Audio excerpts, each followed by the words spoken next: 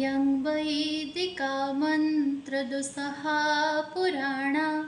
इन्द्रं च मन्मातरिस्वानमाहु वेदान्तिनो निवचनीयमेकं यं ब्रह्मसदेन विनिदिशन्ति सैवायमीशं शिव इत्यवोचं यं वैष्णवा विष्णुरिति सुवन्ति बुद्धास्तथा हरनिति बौद्धजैन